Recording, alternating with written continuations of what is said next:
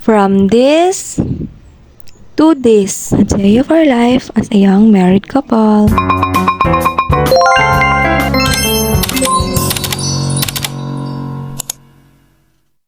Hello guys, this is Mrs. Pabuaya, back again with other mini vlog. Today is Sunday. So, napagkasunduan na mo sa akong husband na maglimpyo sa among kwarto. Actually, dugay na namo ni giplano. Kaso today lang mi wala gitaman. Maong gusto na ako na manglimpyo na mi karon. Ay gusto na pud na ko itaod among bagong kortina. Nagikan sa Shopee na dugay na pud ning abot sa mua. Maong this time gipakuha na nako kang Mr. ang daan na kortina sa among kwarto. Tapos magpakita pud ko sa akong vlog. Char. Maong nang lihok na lang pud mi today kay super abog na pud among kwarto. Halos 2 months na pud ni bago na mo gilimpyuhan karon. Syempre nagulat pud ko na moabot na among bagong kortina bago mi mag general cleaning sa among kwarto. Anyways, kanina kortina is budget friendly pud ni siya. Budget friendly tapos lakas maka-aesthetic and hapsay pud sa mata. Actually guys, kani siya na kortina is nipis lang na nabagay pud sa iyahang price. So kanina time gipanggawas na namo among mga gamit sa kwarto.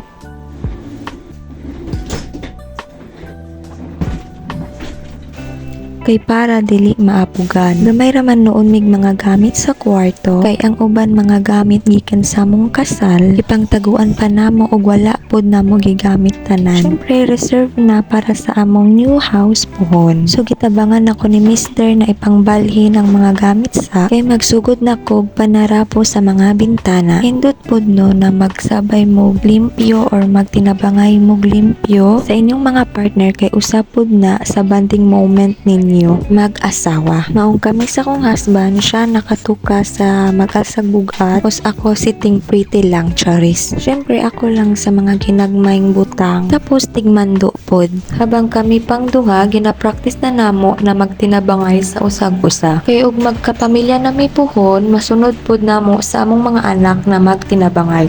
O diba? So this time, gitrapuhan yun ako nagtarong kay mamilit yun ang abo. Hassle sad sa mong part kay wala mi vacuum. Maong puhon og makatigom na mi magpalit yun mig vacuum. So mauna ni akong ingon sa inyo na si Mr. Nay nakatuka sa mga ingana. Pahawaon pa kuha na niya na time kay abog daw kaayo.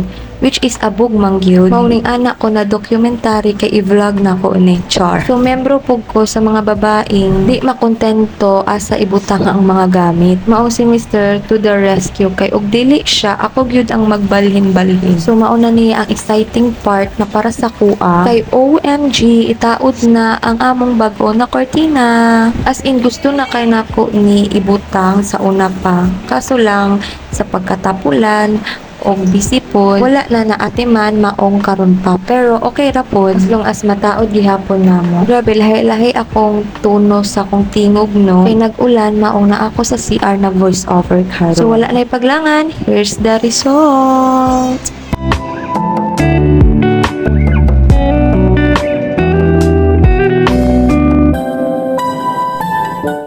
Hope you like it guys. Bye.